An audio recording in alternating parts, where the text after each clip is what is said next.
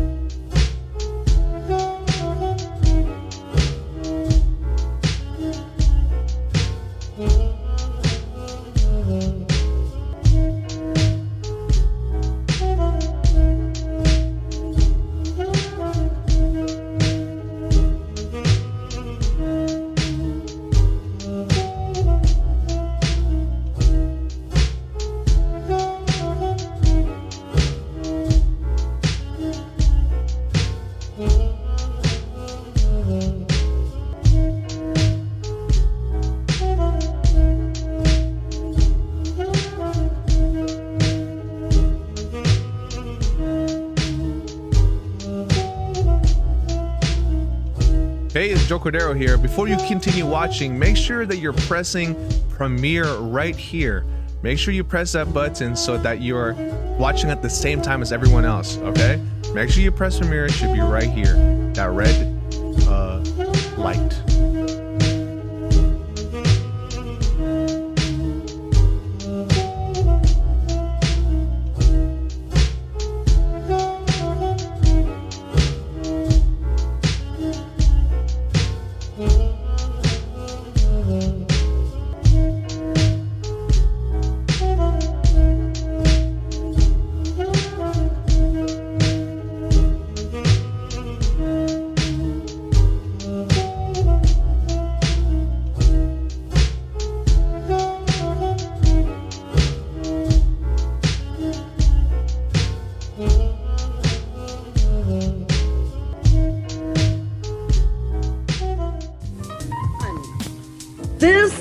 This is Miss Mackenzie's first period homeroom class. We are Here to stay. Welcome to Welcome to chapel. chapel.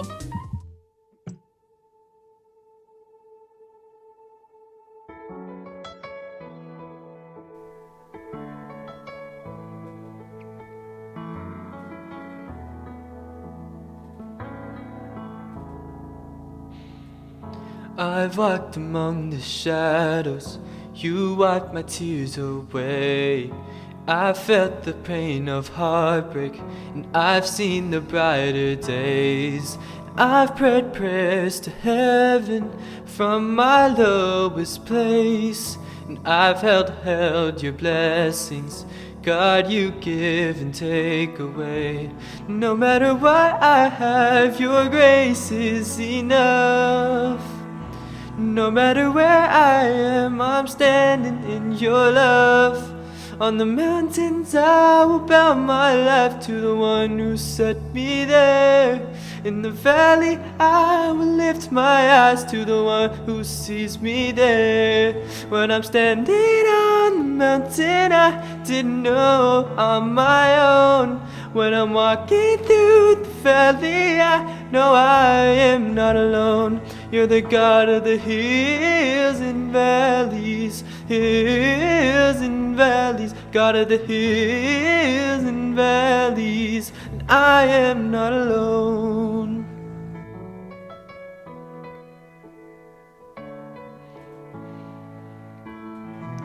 I've watched my dreams get broken. In you I hope again. No matter what, I know I'm safe inside your hands. On the mountains I will bow my life to the one who set me there. In the valley I will lift my eyes to the one who sees me there.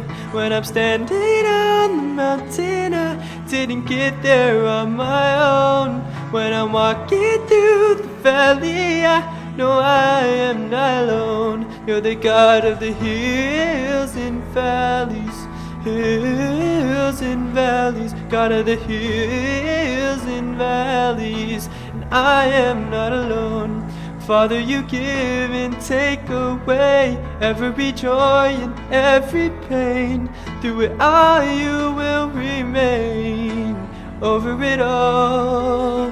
Father, you give and take away every joy and every pain. Through it all you will remain, over it all. On the mountains I will bow my life. In the valley I will lift my eyes. Whoa, whoa. On the mountains I will bow my life to the one who set me there. In the valley I will lift my eyes to the one who sees me there. When I'm standing on the mountain, I didn't get there on my own. When I'm walking through the valley, I know I am not alone. No, I'm not alone. I know I'm not alone.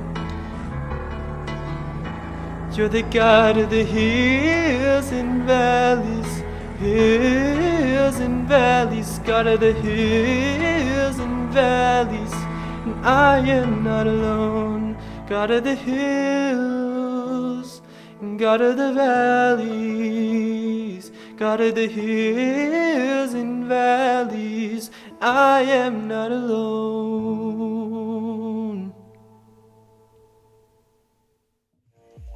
Hi everyone and welcome back to Chapel. Today I'm with Isa and I'm going to be asking her some random AMA questions. So let's get to it.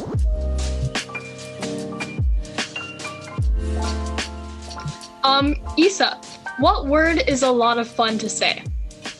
Bad. Bad? Yes. Okay. What's something that all your friends agree on?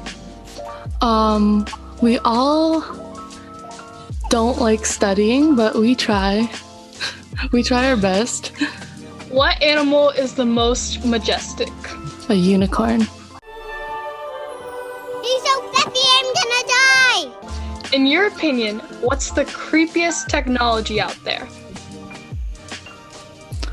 A computer, I guess. The computer? Yes. Okay. What's fine in small numbers but terrifying in large numbers? Ants. Ants are Okay. scary.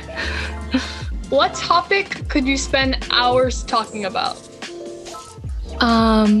Genshin Impact. It's a game. Wow, this is really awkward. If you were given a random nickname right now, what would you want it to be? Anything but nerd. Because that's what my friends call me all the time.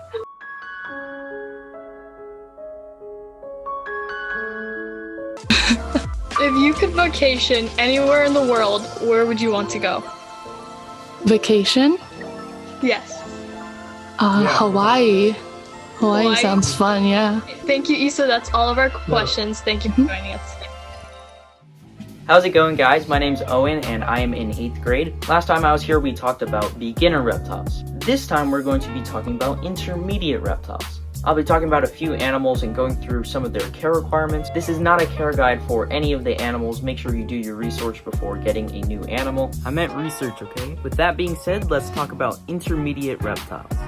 If you have never kept reptiles before, I would advise against keeping the following species. But if you have kept reptiles for a long time and are experienced and are okay with dealing with UVB, heat lamps, omnivorous diets, then these species might be for you. The first one is the Peter's banded skink. This is a great species. They are omnivores and they love to burrow in the sand. However, these ones are wild caught and they can be picky about what they eat sometimes. Next is the Timor monitor. This is a very active species and will need a pretty big enclosure, requires a basking spot of 120 degrees Fahrenheit, and a lot of UVB. They are a shy lizard and you might not see them out often. They require very high humidity with drier periods throughout the day. Next is going to be the bearded dragon. These are one of the most popular lizards in the world. They do require a minimum enclosure size of a 4 foot by 2 foot by 2 foot. They need UVB and a basking spot between 100 and 110 degrees Fahrenheit. He's not this fat, he's just mad at me for waking him up, so he kind of puffed up his stomach.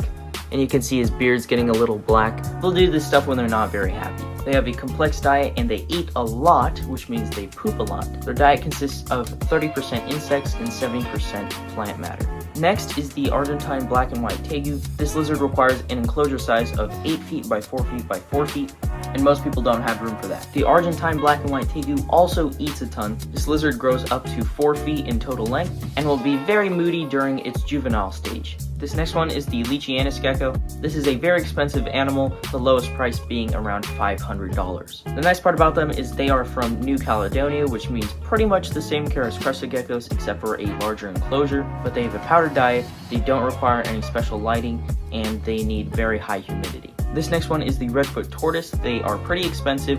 They eat a lot of vegetables, but they also sometimes eat mice. This animal is the ball python. They have a minimum enclosure size of a 4 foot by 2 foot by 2 foot, and they often just stop eating mice for no reason. For those of you that are curious, I used Final Cut Pro to edit this video. Thank you guys for watching today's Chapel segment. If you enjoy content similar to this, you can check me out on YouTube at Planet of Reptiles. And that's it for today. See you guys. What's going on, everybody? It's Joe Cordero once again. We're continuing this morning with the series on wisdom that we started last week with Pastor Kyle. We're going to continue on that discussion today. But before we get into that, question for you in the chat. Who has been someone that has given you wisdom? Who has poured wisdom into your life? Who is someone that's wise? Go ahead and share that in the chat, and then we'll get back into the mix.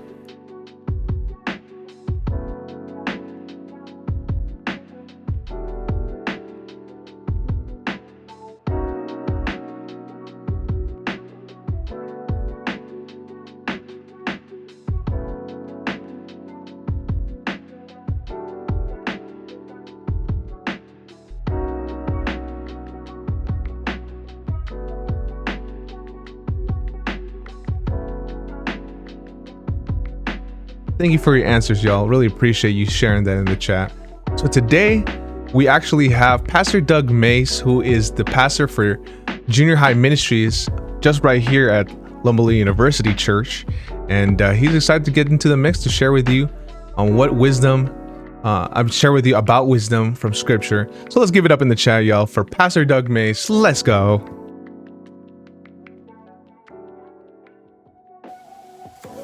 Hi. Pastor Mace here, and we continue our discussion on wisdom. You know, I was reflecting on wisdom and where I received wisdom in my life. Well, I received it from my father, who I loved very much, and I knew that he loved me. So there was this clear channel of communication between two people that cared very much for each other, and so we listened to each other. And he had a lot of great advice for me, and he told me what to be careful of, challenges in life that I should approach in a certain way. And because I loved him, I listened to him. And he had a lot of wisdom for me. And I hope that I can be a source of wisdom for my kids as well, because they care about me and they know that I love them. You know, wisdom doesn't come from inside. We're not born with wisdom. We have to choose wisdom. We have to choose to be wise. We have to choose to listen and to learn. Wisdom comes from outside of ourselves. It's taught to us by our parents, mothers or fathers, by our teachers, our pastors, our chaplains, sometimes by people that we know and trust. A family member, coaches, a friend who just has wisdom for us, but it's usually received by us when we care about that source. And so I hope that as you think about how to be a wise person, you will be discerning in who to listen to and who to just decide that's not wisdom for me. So I'll decide what wisdom is right for me. You have to decide, make those decisions. Not everything you hear is good advice. Not everything you hear is wisdom from above. In fact, James in the Bible, the New Testament, James talks about two kinds of wisdom. So you do have to be discerning. I'll listen to this person, but not to that person. I'll listen to this source, but not to that source. That makes it kind of real, doesn't it? In James 3, James talks about two kinds of wisdom. Who is wise and understanding among you? Let them show it by their good life. So there's evidence. By deeds done in the humility that comes from wisdom. But if you harbor bitter envy and selfish ambition in your hearts, do not boast about it or deny the truth. Such wisdom does not come from heaven, but is earthly. It's unspiritual. He says it's demonic. For where you have envy and selfish ambition, there you will find disorder and every evil practice. Wow. Envy and selfish ambition, meaning to promote self, to become important to everybody. The source of a lot of problems. That's the kind of wisdom we need to reject. But here he says, the wisdom that comes from heaven is first of all pure, and then peace-loving, considerate, submissive, full of mercy and good fruit. It is impartial and sincere. Friends, that's a pretty intense definition of heavenly wisdom. To be considerate, submissive. I suspect that we yield our personal ambition to someone else. We let someone else have the moment or make their point. Submission to other people doesn't mean you're weak. It means that you're caring enough. You love them enough to submit your will over theirs. Full of mercy, that goes right along with that submissive idea. And good fruit, impartial and sincere. Friends,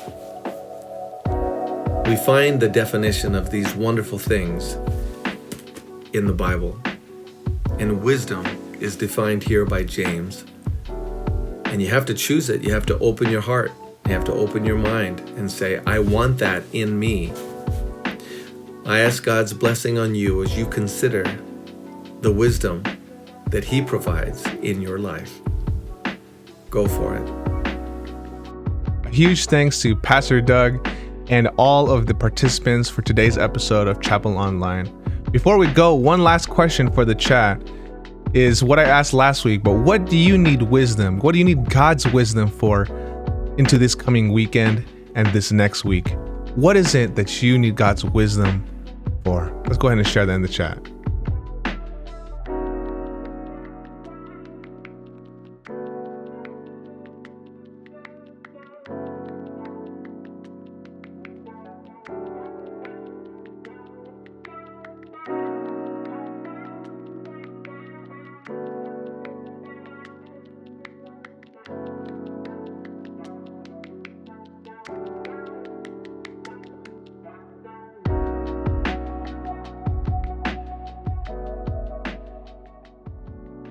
Thank you so much for sharing your thoughts in the chat. Before we leave, two things. One, we have game night this coming Wednesday at 7 p.m. On Zoom. That's Wednesday at 7 p.m. To get the link, you want to head over to our website at llaministry.org/game night, or you can find the link on our Instagram at Campus Ministries JH.